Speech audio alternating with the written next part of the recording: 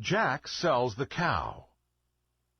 Once upon a time there was a poor widow who lived in a little cottage with only her son Jack. Jack was a giddy, thoughtless boy, but very kind-hearted and affectionate.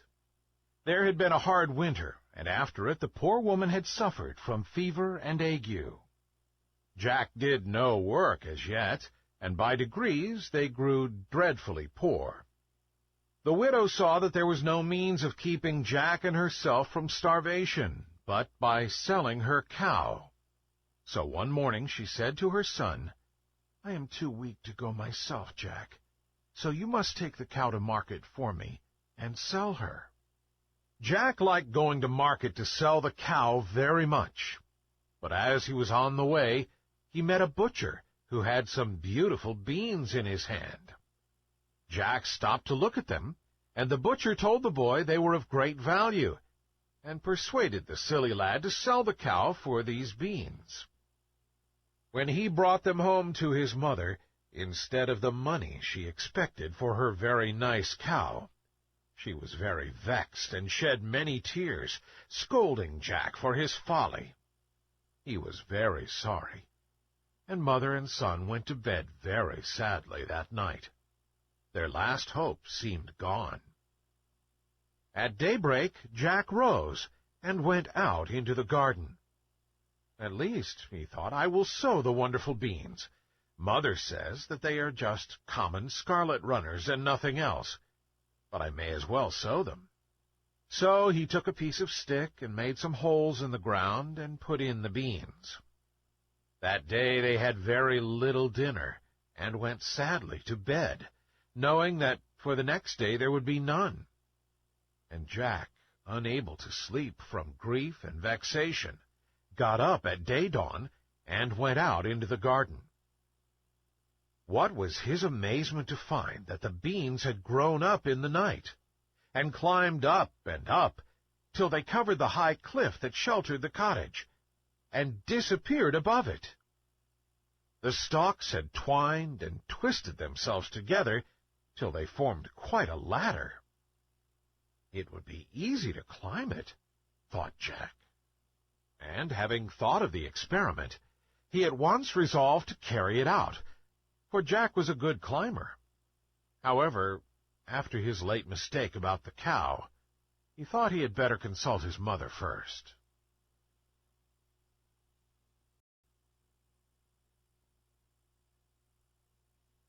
The Giant Breaks His Neck.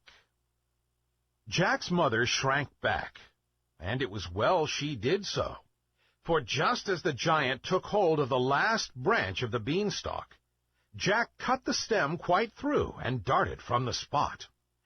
Down came the giant with a terrible crash, and as he fell on his head, he broke his neck and lay dead at the feet of the woman he had so much injured. Before Jack and his mother had recovered from their alarm and agitation, a beautiful lady stood before them.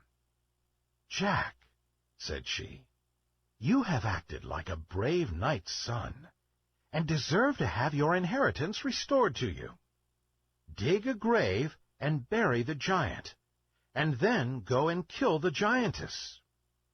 "But," said Jack, "I could not kill anyone unless I were fighting with him, and I could not draw my sword upon a woman.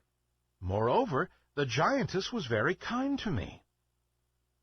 The fairy smiled on Jack. "I am very much pleased with your generous feeling," she said. "Nevertheless, return to the castle, and act as you will find needful." Jack asked the fairy if she would show him the way to the castle, as the beanstalk was now down. She told him that she would drive him there in her chariot, which was drawn by 2 peacocks. Jack thanked her, and sat down in the chariot with her. The fairy drove him a long distance round, till they reached a village which lay at the bottom of the hill. Here they found a number of miserable-looking men assembled. The fairy stopped her carriage and addressed them. "My friends," said she, "the cruel giant who oppressed you and ate up all your flocks and herds is dead. and this young gentleman was the means of your being delivered from him, and is the son of your kind old master, the knight." The men gave a loud cheer at these words, and pressed forward to say that they would serve Jack as faithfully as they had served his father. The fairy bade them to follow her to the castle, and they marched thither in a body, and Jack blew the horn and demanded admittance. The old giantess saw them coming from the turret loophole. She was very much frightened, for she guessed that something had happened to her husband. And as she came downstairs very fast, she caught her foot in her dress, and fell from the top to the bottom, and broke her neck. When the people outside found that the door was not open to them, they took crowbars and forced the portal. Nobody was to be seen. But on leaving the hall, they found the body of the giantess at the foot of the stairs. Thus Jack took possession of the castle. The fairy went and brought his mother to him, with the hen and the harp. He had the giantess buried, and endeavored as much as lay in his power to do right to those whom the giant had robbed.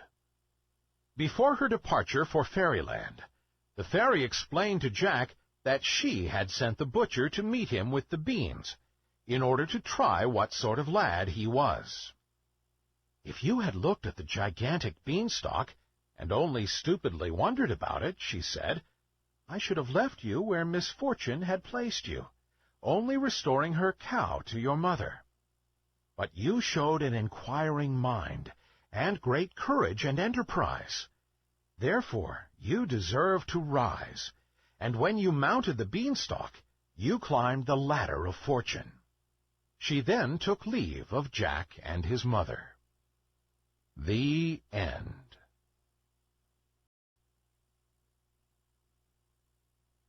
The Hen That Lays Golden Eggs. The giant came in to supper. Jack watched him through the keyhole, and was amazed to see him pick a wolf's bone and put half a fowl at a time into his capacious mouth. When the supper was ended, he bade his wife bring him his hen that laid the golden eggs. "It lays as well as it did when it belonged to that paltry knight," he said. "Indeed, I think the eggs are heavier than ever." The giantess went away, and soon returned with a little brown hen, which she placed on the table before her husband. "And now, my dear," she said, "I am going for a walk, if you don't want me any longer." "Go," said the giant. "I shall be glad to have a nap by and by." Then he took up the brown hen and said to her, "Lay!" And she instantly laid a golden egg. "Lay!"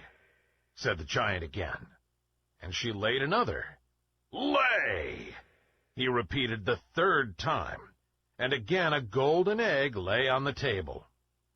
Now Jack was sure this hen was that of which the fairy had spoken. By and by the giant put the hen down on the floor, and soon after went fast asleep, snoring so loud that it sounded like thunder. Directly Jack perceived that the giant was fast asleep. He pushed open the door of the wardrobe and crept out. Very softly he stole across the room, and picking up the hen, made haste to quit the apartment. He knew his way to the kitchen, the door of which he found was left ajar. He opened it, shut and locked it after him, and flew back to the beanstalk, which he descended as fast as his feet would move. When his mother saw him enter the house, she wept for joy, for she had feared that the fairies had carried him away, or that the giant had found him. But Jack put the brown hen down before her, and told her how he had been in the giant's castle, and all his adventures. She was very glad to see the hen, which would make them rich once more. The Money Bags. Jack made another journey up the beanstalk to the giant's castle one day, while his mother had gone to market. But first he dyed his hair and disguised himself. The old woman did not know him again, and she dragged him in as she had done before, to help her do the work, but she heard her husband coming and hid him in the wardrobe, not thinking that it was the same boy who had stolen the hen. She bade him stay quite still there, or the giant would eat him.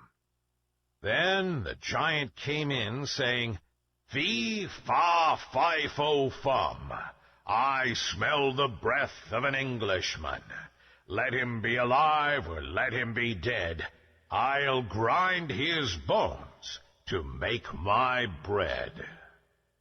"Nonsense," said the wife. "It is only a roasted bullock that I thought would be a tidbit for your supper. Sit down, and I will bring it up at once." The giant sat down, and soon his wife brought up a roasted bullock on a large dish, and they began their supper. Jack was amazed to see them pick the bones of the bullock as if it had been a lark. As soon as they had finished their meal, the giantess rose and said, "Now, my dear, with your leave, I am going up to my room to finish the story I am reading. If you want me, call for me." "First," answered the giant, "bring me my money bags, that I may count my golden pieces before I sleep." The giantess obeyed. She went and soon returned with 2 large bags over her shoulders, which she put down by her husband. "There," she said, "that is all that's left of the night's money.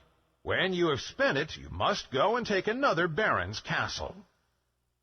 "That he shan't, if I can help it," thought Jack. The giant, when his wife was gone, took out heaps and heaps of gold pieces, and counted them, and put them in piles, till he was tired of the amusement. Then he swept them all back into their bags, and leaning back in his chair, fell fast asleep, snoring so loud that no other sound was audible. Jack stole softly out of the wardrobe, and taking up the bags of money, which were his very own, because the giant had stolen them from his father, he ran off, and with great difficulty descending the beanstalk, laid the bags of gold on his mother's table. She had just returned from town, and was crying at not finding Jack. "There, mother, I have brought you the gold that my father lost." "Oh, Jack, you are a very good boy, but I wish you would not risk your precious life in the giant's castle. Tell me how you came to go there again." And Jack told her all about it. Jack's mother was very glad to get the money, but she did not like him to run any risk for her. But after a time, Jack made up his mind to go again to the giant's castle.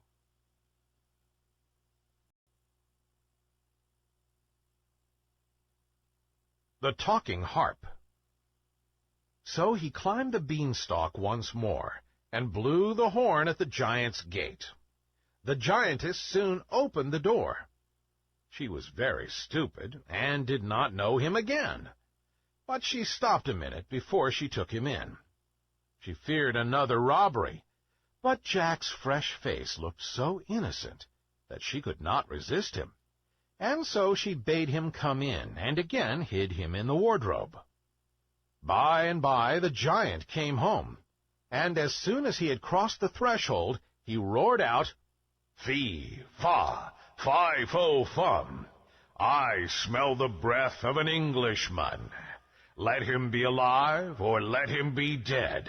I'll grind his bones to make my bread." "You stupid old giant," said his wife. "You only smell a nice sheep, which I have grilled for your dinner." And the giant sat down, and his wife brought up a whole sheep for his dinner. When he had eaten it all up, he said, "Now bring me my harp, and I will have a little music while you take your walk." The giantess obeyed, and returned with a beautiful harp. The framework was all sparkling with diamonds and rubies, and the strings were all of gold. "This is one of the nicest things I took from the night," said the giant. "I am very fond of music, and my harp is a faithful servant." So he drew the harp toward him and said, "Play." And the harp played a very soft, sad air. "Play something merrier," said the giant. and the harp played a merry tune. "Now play me a lullaby," roared the giant. And the harp played a sweet lullaby, to the sound of which its master fell asleep. Then Jack stole softly out of the wardrobe and went into the huge kitchen to see if the giantess had gone out. He found no one there, so he went to the door and opened it softly, for he thought he could not do so with the harp in his hand. Then he entered the giant's room and seized the harp and ran away with it. But as he jumped over the threshold, the harp called out, "Master! Master!" and the giant woke up. With a tremendous roar, he sprang from his seat, and in 2 strides had reached the door. But Jack was very nimble. He fled like lightning with the harp, talking to it as he went, for he saw it was a fairy, and telling it he was the son of its old master, the knight. Still, the giant came on so fast that he was quite close to poor Jack, and had stretched out his great hand to catch him. But luckily, just at that moment, he stepped upon a loose stone, stumbled, and fell flat on the ground, where he lay at his full length. This accident gave Jack time to get on the beanstalk and hasten down it. But just as he reached their own garden, he beheld the giant descending after him. "Mother! Mother!" cried Jack. "Make haste and give me the axe." His mother ran to him with a hatchet in her hand, and Jack, with one tremendous blow, cut through all the beanstalks except one. "Now, Mother, stand out of the way," said he.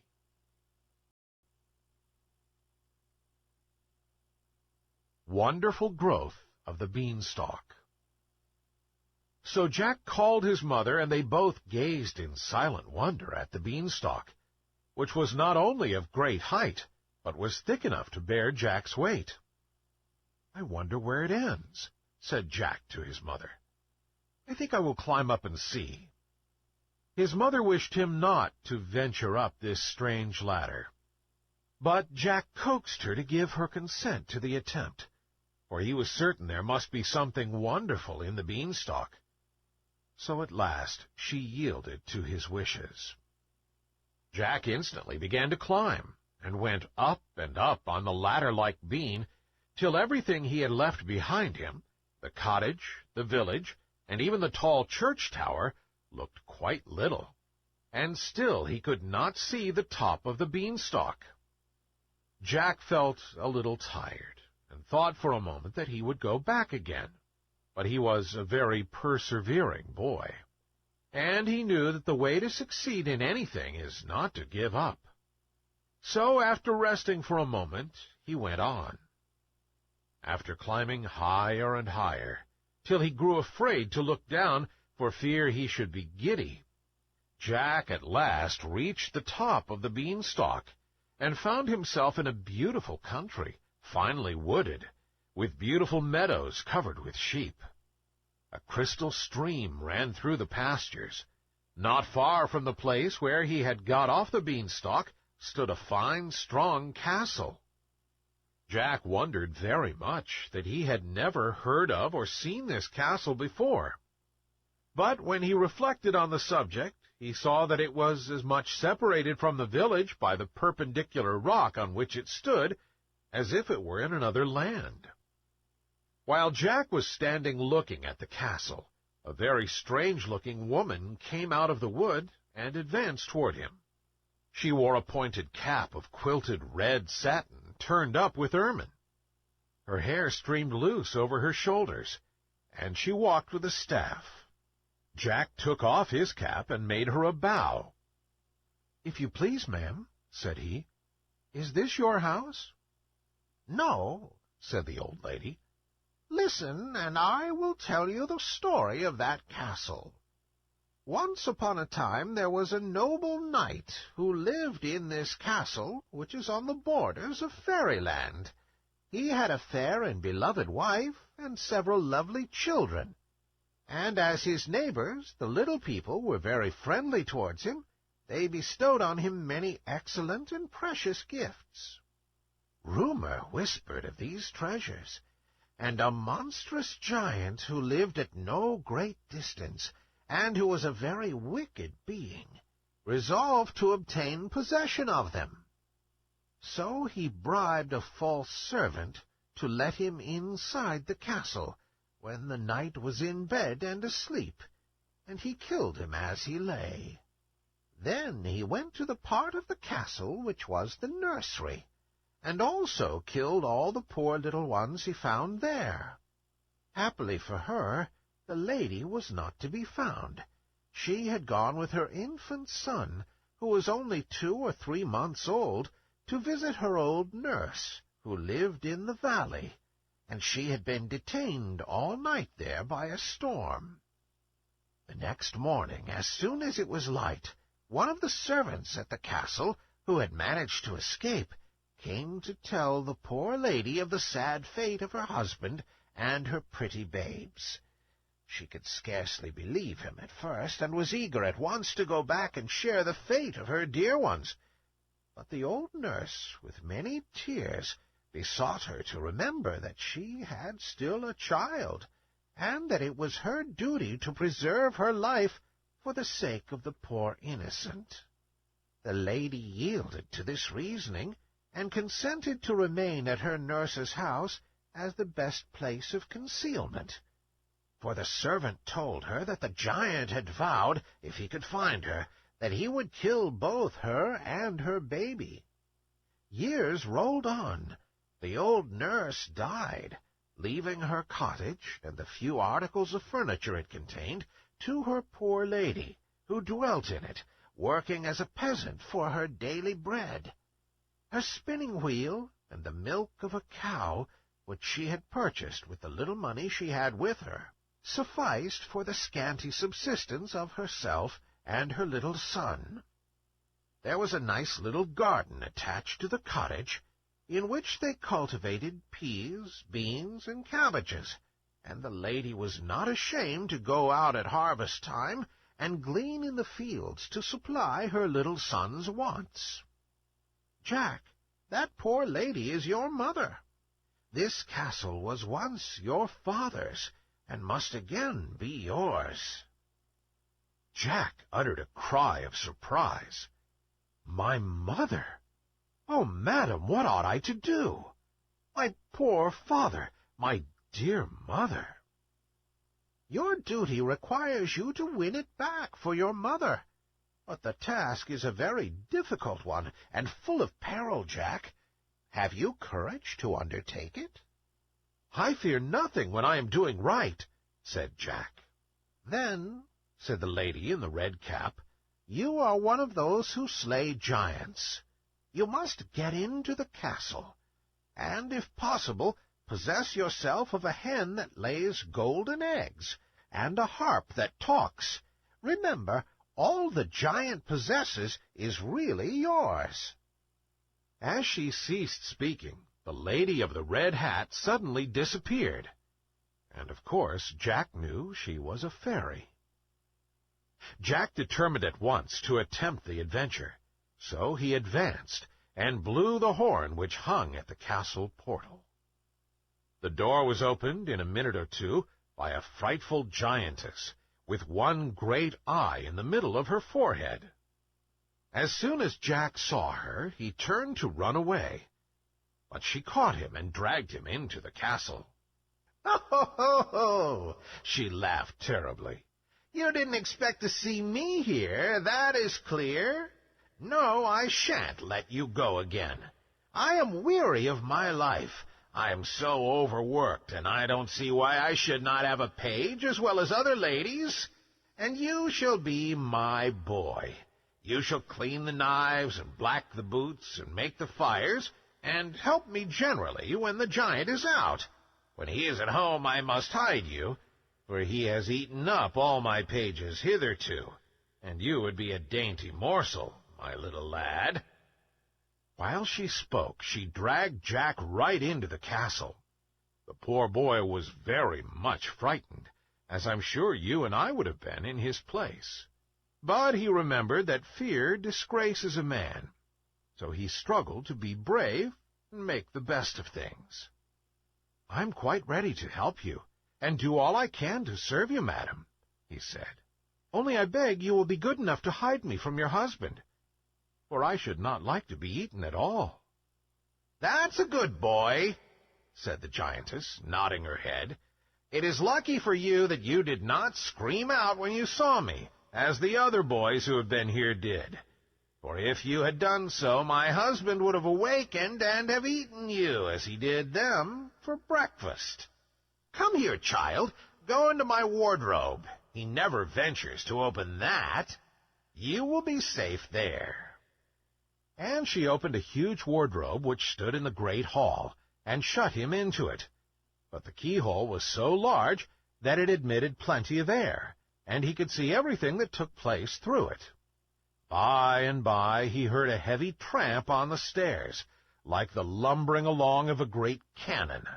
And then a voice like thunder cried out, "Fee, fa, fi, fo, fum! I smell the breath of an Englishman. Let him be alive or let him be dead. I'll grind his bones to make my bread." "Wife," cried the giant, "there is a man in the castle. Let me have him for breakfast." "You are grown old and stupid," cried the lady in her loud tones. "It is only a nice fresh steak off an elephant that I have cooked for you, which you smell. There, sit down and make a good breakfast." And she placed a huge dish before him of savory steaming meat, which greatly pleased him, and made him forget his idea of an Englishman being in the castle. When he had breakfasted, he went out for a walk, and then the giantess opened the door and made Jack come out to help her. He helped her all day. She fed him well, and when evening came, put him back in the wardrobe.